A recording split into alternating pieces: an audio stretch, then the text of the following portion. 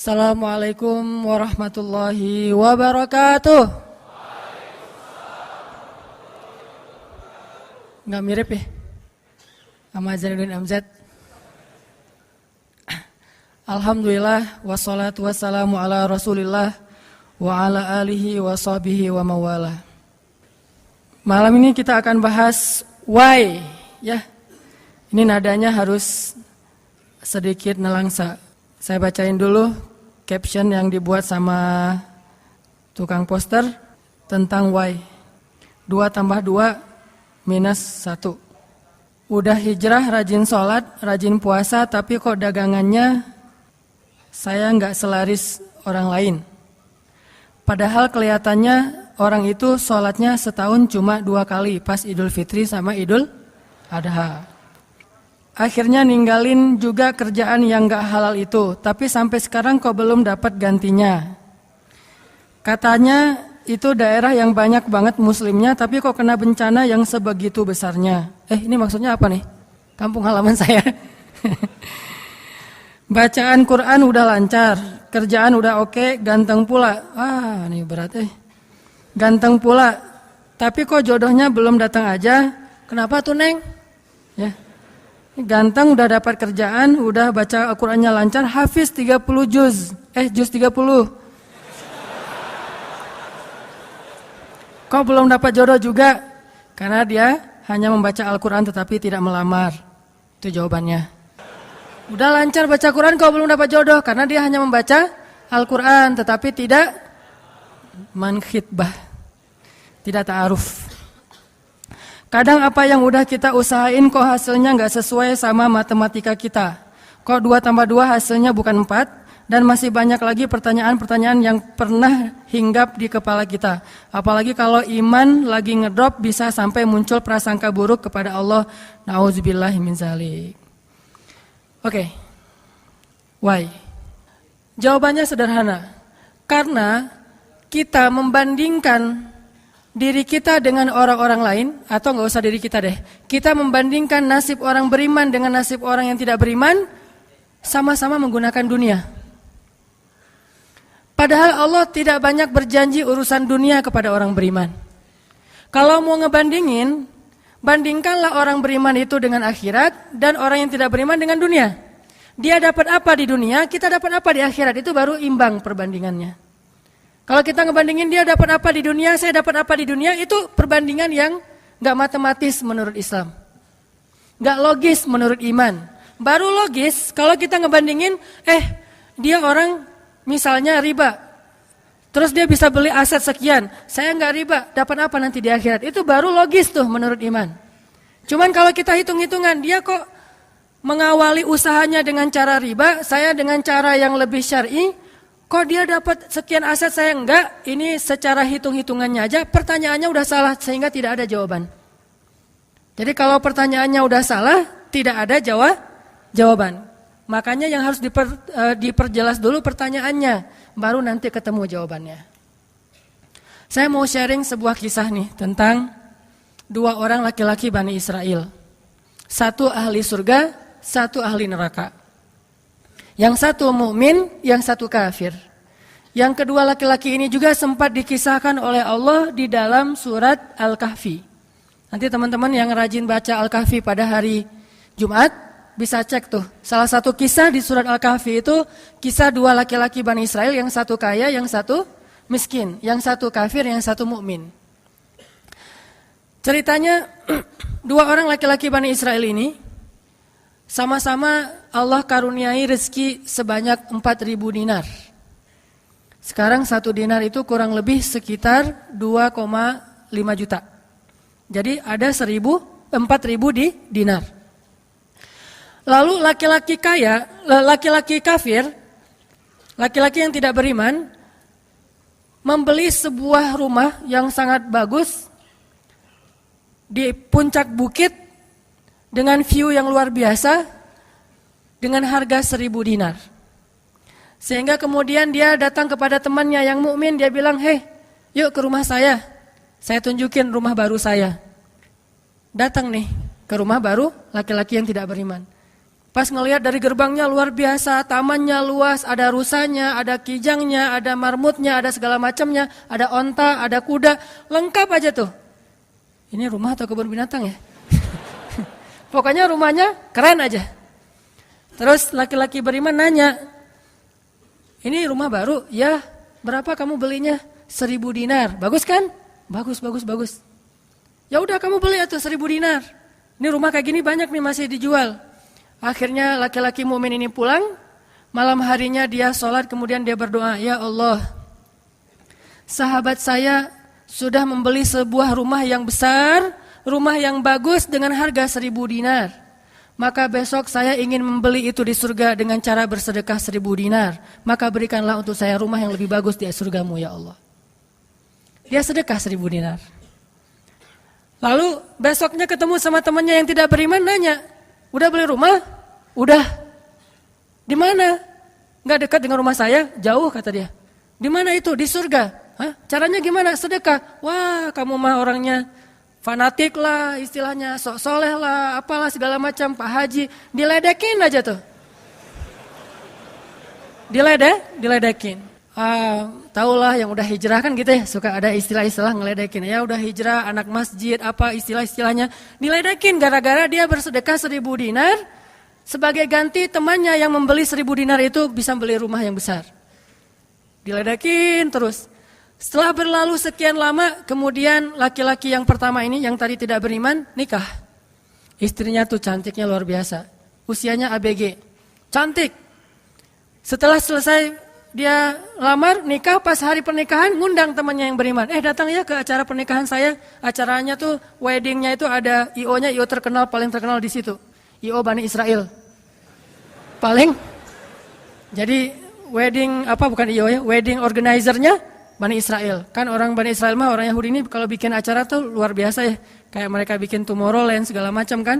Jadi bikinlah wedding. Organizer ini bikin acara wedding yang luar biasa, menghabiskan berapa? Kalau sekarang mungkin di TV-TV itu suka diumumin biaya weddingnya itu berapa miliar kan suka gitu tuh. Nah dia ngumumin. Atau kalau nggak dia ngumumin pun orang-orang bilang, tahu nggak itu acaranya habis berapa? 1.000 dinar. Habis 1.000 dinar. Dia nanya, ini emang habis 1.000 dinar? Ya maharnya 1.000 dinar. Mahar si cewek cantik. Cewek paling cantik di kota itu aja. Tidak ada lagi cowok kecuali pernah suka sama tuh cewek. Tapi dia dapat gara-gara punya uang 1.000 dinar. Saya pernah guyon sama istri saya. Nanti kalau anak kita nikah, maharnya gak usah mahal-mahal. 2 miliar aja. 1 miliar buat dia, 1 miliar buat bapaknya. Nah 1.000 dinar. Udah gitu dia pulang nih orang beriman. Malamnya dia tahajud, dia berdoa kepada Allah. Ya Allah, teman saya udah nikah, dan saya mau masih gini aja. Tuh ya, ini pedoman buat teman-teman ya. Kalau ada yang ngasih kartu undangan, tanya maharnya berapa? Maharnya 10 juta. Waduh, saya pas nih 10 juta. Bilang ke Allah, ya Allah, sama kayak dia. Saudara saya, teman saya sudah menikah dengan mahar 1.000 dinar. Dan saya masih punya. Saya ingin melamar bidadari di surga dengan 1.000 dinar. Nikahkanlah saya dengan bidadari paling cantik di surga ya Allah. Ini 1.000 dinarnya, sedekah 1.000 dinar. Temannya punya anak, tanya pas lagi reuni SMP gitu ya. Lagi reunian tanya, kok masih sendiri aja? Enggak sendiri, cuma gak dibawa. Itu trik menjawab pertanyaan yang nyelekit tadi. Loh kok kamu sendiri? Enggak ditemenin sama si dia, lagi enggak enak badan. Enggak dibawa katanya. Loh kok enggak dibawa? Soalnya masih di surga. Udah aja. Di surga gimana caranya? Sedekah 1.000 dinar. Wah lo benerannya keterlaluan lo. Habis-habisan dibully. Dibully habis-habisan gara-gara dia enggak melamar cewek dengan 1.000 dinar, malah pakai sedekah untuk melamar bidadari Hurul Ain. Baca surat Ar-Rahman paragraf terakhir tentang Hurul Ain.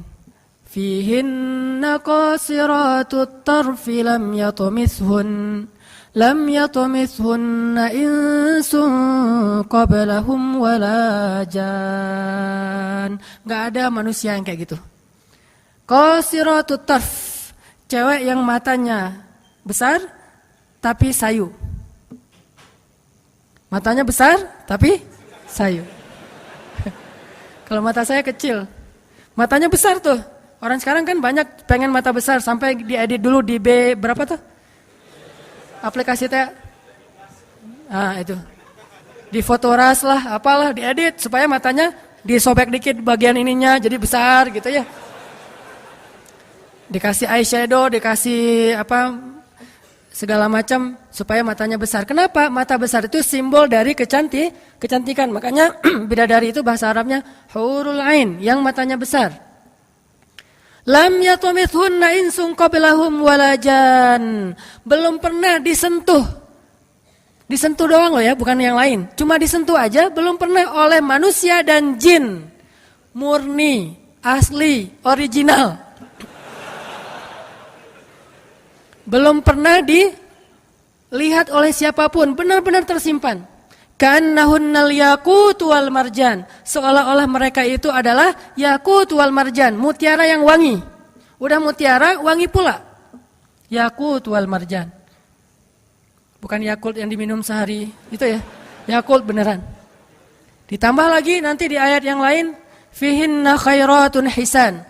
Perempuan yang khairat. Khairat itu artinya banyak anak. Subur. Dan di surga itu orang berkeluarga dan beranak pinak. Sehingga seseorang ketika pengen punya anak langsung punya anak, tidak perlu 9 bulan hamil. Dan gak perlu juga sesar. Udah aja lahir. Lahir dengan cara yang Allah ciptakan, sangat indah, tidak perlu ada wahnan ala wahnin, tidak ada kepayahan demi kepayahan, lahir anak. Dan anaknya bisa pesen, request. Ya Allah, saya pengen anak laki-laki, tapi modelnya gini. Nah, bisa. Kalau di dunia kan gak bisa request, terima aja apa adanya ya. Oh gini, ternyata gak mirip. Cuma di dunia, di akhirat mah bisa request, segalanya sesuatu juga bisa request.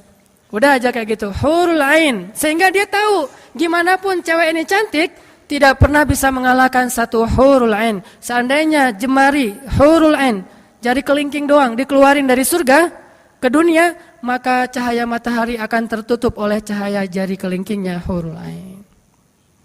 Kalau hurul ain sempat keluar dari surga, jatuh ke bumi, kau bidadari jatuh dari langit gitu kan ya. Nah, jatuh tuh ke bumi beneran, maka nafasnya, satu kali dia bernafas, semua manusia akan mati karena tergila-gila kepada dia. Harumnya nafas hurul ain. Gak usah dibayangin, ntar makin gak bisa tidur. Sekedar ilustrasi doang nih. Akhirnya dia lamar tuh hurul ain dengan sedekah 1000 dinar. Udah aja sih kayak gitu. Dan dia merasa, alhamdulillah saya lebih beruntung dari dia. Saya lebih beruntung dari dia. Gitu matematika mukmin. Baru setelah beberapa tahun, teman yang pertama tadi yang tidak beriman beli kebun. Kebun yang sangat luas. Lalu ngajak lagi teman yang beriman, yuk ke kebun saya. Kamu udah punya kebun? Udah, datang aja. Kamu tahu nggak nih kebun yang saya beli berapa? 2.000 dinar. Kebun korma yang sangat luas, yang di dalamnya ada mata airnya sendiri, yang tidak seolah-olah tidak ada batas ketika kita memandangnya. Terus sepanjang mata memandang. Kebun kurma yang rindang, 2.000 dinar. Lalu laki-laki ini pulang lagi, ya Allah, izinkan saya membeli kebun-kebun surgamu dengan 2.000 dinar, karena saudara saya itu sudah membeli kebun di dunia. Sedekah lagi 2.000 dinar. Terus kayak gitu sampai mereka tua, yang satu meninggal dalam keadaan kaya raya tapi kafir, yang satu lagi meninggal dalam keadaan miskin tapi beriman. Siapa lebih beruntung? Tergantung matematika yang dipakai. Kalau matematikanya materi duniawi, pasti orang yang pertama yang tidak beriman lebih beruntung. Bisa menikmati dunia habis-habisan sampai hari tuanya. Tapi kalau matematikanya matematika mukmin, Rabbani, maka pasti yang kedua lebih beruntung dari yang pertama. Nanti setelah mereka meninggal, ini ceritanya panjang sekali dan kemudian jadi salah satu tafsir dari Al-Quran surat As-Saffat yang nanti kita baca. Di akhirat, kalau teman-teman tahu kalau kita baca tafsir itu ternyata ya, di surga itu punya jendela. Kayak rumah punya jendela. Cuman saya nggak tahu seperti apa bentuk jendelanya, karena surga itu kata Nabi, ma la ainun ra'at wa la udhunun sami'at. Yang nggak pernah dilihat oleh mata, yang nggak pernah didengar oleh telinga, yang nggak pernah dibayangkan oleh imajinasi manusia. Yang jelas ada jendela itu di surga. Nah, jendela ini apa? Jendela ini dipakai untuk mengintip ke neraka. Jadi nanti kalau ada kisah-kisah penduduk surga menyelamatkan orang-orang di neraka itu lewat jendela itu. Kalau ada cerita penduduk surga dan penduduk neraka berdialog, itu lewat jendela itu. Bukan keluar dulu, sama-sama keluar terus ada ruangan khusus dialog gitu, enggak. Atau pakai misalnya Skype gitu ya. Nelpon neraka pakai Skype. Tling, lagi disiksa. Aduh, ada yang nelpon, bentar dulu. Kan enggak ada yang gitu ya. Ini mah pakai jendela. Jadi jangan pakai imajinasi teknologi yang sekarang. Enggak ada Skype, enggak ada WhatsApp call, video call gitu. Enggak ada line, yang ada lewat jendela. Begitu dia ngelihat ke jendela, dia langsung Allah berikan dimensi melihat neraka. Langsung Allah kasih ruang untuk bisa melihat neraka. Di neraka itu dia akan bertanya kepada malaikat neraka. Ngasih kayak kertas gitu. Tolong cariin yang namanya ini. Cariin. Oh ya, ini masa gak kenal kayaknya di surga. Emang siapa? Hanan Ataki. Penduduk malaikat neraka mah gak kenal. Amin. Aminin atuh. Mudah-mudahan semua kita tidak dikenal di neraka. Dikenal di surga insya Allah. Kalau ini mah gak boleh heureuy. Ini serius nih mah. Udah aja ngasih nama gitu ya ke malaikat penjaga neraka. Kenal nama ini enggak? Oh ntar dulu nanya ke yang lain. Kenal nama ini enggak? Oh ada tuh yang di pojok sana tuh lagi dihabis-habisin sama malaikat. Udah malaikat yang itu bawain sini gitu. Pas dibawain ternyata itu adalah laki-laki tadi yang di dunia saling bersaing dalam memperkaya diri. Satu memperkaya diri di dunia, yang satu lagi memperkaya diri di akhirat. Bro, gimana nasib lo sekarang? Waduh, saya sekarang disiksa segala macam, dia ngaku kesalahannya. Lah kamu gimana? Dulu kamu katanya beli rumah di surga, terus nikah di surga, terus beli kebun di surga, udah dapat. Wah, bukan dapat lagi. Ternyata 1.000 dinar itu bukan satu istana loh, bro. 1 dinar itu sekian ribu istana. Sekarang saya 1.000 dinar, bayangin aja. Hah, gitu. Makin sakit kan ya?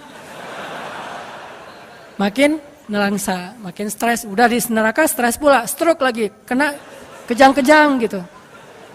Enggak di neraka kejang-kejang aja enggak enak, stroke enggak enak, apalagi udah stroke-nya di neraka kan lebih enggak enak tuh. Orang kena penyakit jantung di dunia enggak enak, ini penyakit jantungnya di neraka lebih enggak enak lagi. Ini mah imajinasi saya.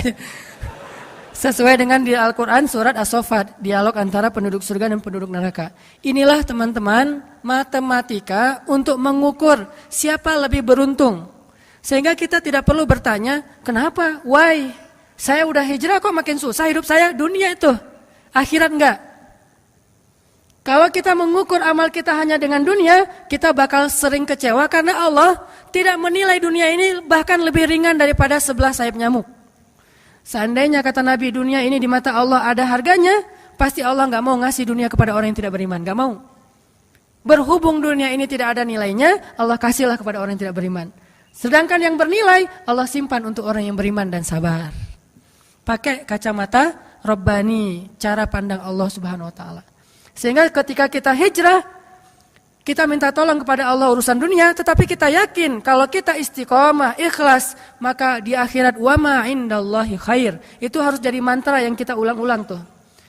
Kalau teman-teman lagi cemburu dengan dunia seseorang, bilang wa ma indallahi khair. Apa yang ada di sisi Allah lebih baik. Udah enggak jadi cemburu tuh. Saya pakai itu sebagai terapi buat diri saya sendiri. Kalau saya lagi ada rasa kayak kepengen apa yang orang punya, ada rasa iri, ada rasa cemburu, ada rasa kayak merasa orang lain lebih beruntung dari kita, saya selalu pakai mantra wa ma indallahi khair, wa ma indallahi khair, wa ma indallahi khair. Sehingga hilanglah rasa cemburu itu. Apa yang ada di sisi Allah lebih baik, apa yang ada di sisi Allah lebih baik, apa yang ada di sisi Allah lebih walal akhiratu khairul laka minal ula. Wal akhiratu khairu wa abqa. Akhirat lebih baik bagimu dan daripada dunia. Akhirat lebih baik dan lebih kekal. Itu aja yang kita ulang-ulang mantranya. Wa ma indallahi khair. Udah aja senyum. Kita yang istiqomah gini-gini aja, orang lain yang tidak istiqomah yang sudah melenceng jadi gitu. Ya udah, apa yang di sisi Allah lebih baik. Ada yang gara-gara misalnya dukun bertindak jadi nikah, kita bertindak sendiri nggak nikah misalnya ya, ya udah aja wa ma indallahi khair. Dan apa yang ada di sisi Allah itu bukan hanya akhirat tetapi juga dunia. Cuman Allah tidak memberikannya dalam waktu yang segera kepada mukmin karena Allah ingin melihat dulu ketabahan, kesabaran dan keistiqomahan kita. Matematika itu coba kita pakai dalam hidup. Kayak saya pernah dulu banget. Awal-awal saya di Bandung masih senang usaha-usaha gitu sebelum ada dakwah. Kan pertama saya masuk ke Bandung bukan berdakwah. Lama-lama setelah lelah berusaha akhirnya berdakwah. Karena nggak mendapatkan kebahagiaan hanya dengan harta. Kan dulu saya pernah usaha bisnis pulsa yang saya pernah cerita. Ada 60 cabang pulsa saya di Bandung. Terus naik lagi bisnis jual beli mobil bekas. Beli, jual. Terus terakhir pernah main properti walaupun gak sampai punya klaster, sampai punya perumahan. Tapi 1-2 properti beli, jual lagi, perbaiki, jual dan segala macam. Waktu itu saya sempat hampir kegoda sama teman saya yang beli beberapa aset ruko di daerah Antapani. Dulu Antapani nggak seperti sekarang, masih murah-murah tuh rukonya. Dan kan cepat banget tuh perkembangan Antapani ya. Dia beli tuh 1 ruko di Antapani dengan DP, lalu dia cicil. Nah, cicilannya ini dibayar oleh yang kontrak. Kebetulan ruko dia dikontrak oleh warung Padang. Sehingga dia paling nambah-nambah dikit lah, walaupun yang nggak bisa utuh, tapi dia nambah-nambah dikit. Ini udah azan? Udah? Oh, nanti ceritanya next, insyaallah habis sholat isya. Barakallah. Bismillahirrahmanirrahim. Teman-teman kita lanjutkan sampai di Antapani. Jadi teman saya tuh ada yang investasi dengan beli salah satu ruko di Antapani dengan cara nyicil DP, terus yang bayar cicilannya itu adalah yang kontrak. Kalau nggak utuh pun dia tambahin sedikit lah, paling nambahin 500.000 sebulan. Setelah kurang lebih 3 tahun, akhirnya itu udah lunas, dia bisa nge-DP-in lagi yang baru. Setelah sekitar 5 tahun berjalan, saya ketemu lagi sama dia. Dia bilang, ini semuanya udah ruko saya nih. Udah ada sekitar 6 ruko yang dia punya. Dan setengahnya dipakai sama Alfamart. Sisanya dipakai ada warung Padang, ada apa di situ. Sehingga dengan cara dia bisa cepat berkembang. Saya di awal menganggap diri saya itu agak-agak idealis. Anggapan pertama, waduh saya ini kayaknya terlalu idealis kali ya gitu. Mulai galau kan, mulai tidak istiqomah. Jangan-jangan saya terlalu kaku nih dalam agama. Lagi nyari-nyari dalil mana nih yang membolehkan gitu kan ya. Biasalah apalagi ustadz kan bisa ngotak-ngatik gitu kan. Sampai bisa menemukan dalil boleh, tapi gak nemu. Akhirnya yang bisa menguatkan hati apa? Wa ma indallahi khair. Apa yang ada di sisi Allah lebih baik. Kalau mau kayak gitu mungkin sekarang saya udah punya juga beberapa ruko. Tapi karena nggak bisa dengan cara seperti itu, akhirnya ya punya itu aja dan tidak berkembang secara duniawi. Tetapi saya yakin mudah-mudahan dengan itu kita berinvestasi di akhirat. Makanya ini matematika harus jadi pola pikir kita, harus jadi mindset, persepsi kita dalam hitung-hitungan amal. Sehingga ketika kita belajar Islam, mulai bertaubat, mulai berhijrah, lalu Allah Subhanahu wa taala seolah-olah lebih memanjakan orang lain yang belum berhijrah, yang belum bertaubat daripada kita dengan dunia. Katakan wa ma indallahi khair. Apa yang ada di sisi Allah lebih baik. Katakan bahwa wal akhiratu khairun wa abqa. Akhirat lebih baik dan lebih kekal.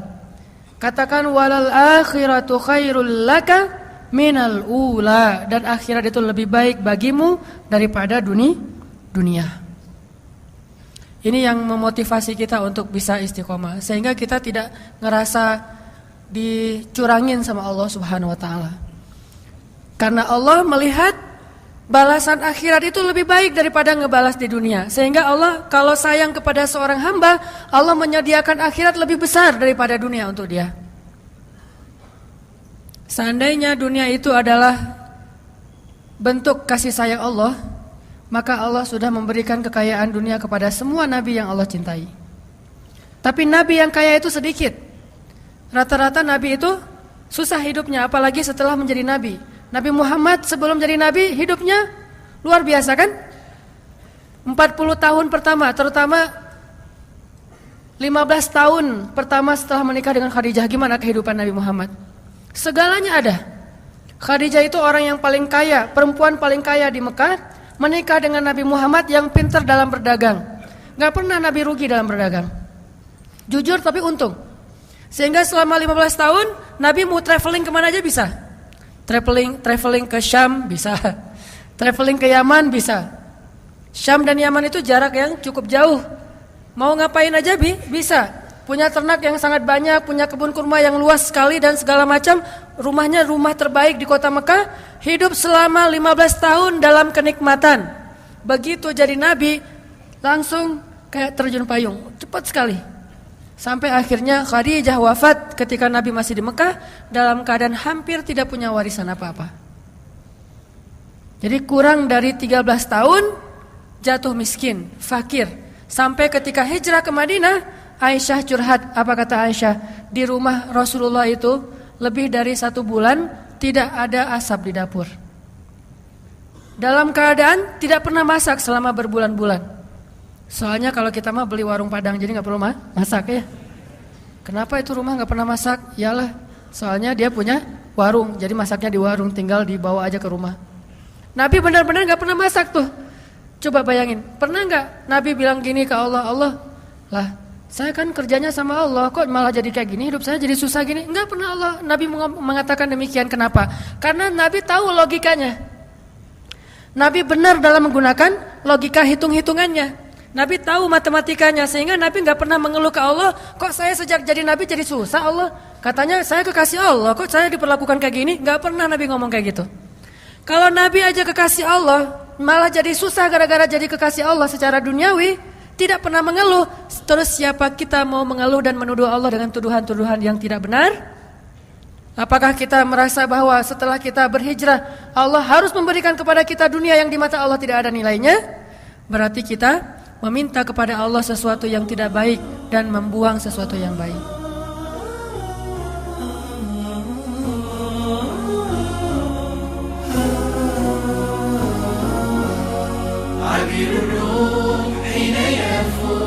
وباب الخير لي مفتوح فيه يبوح فيض الروح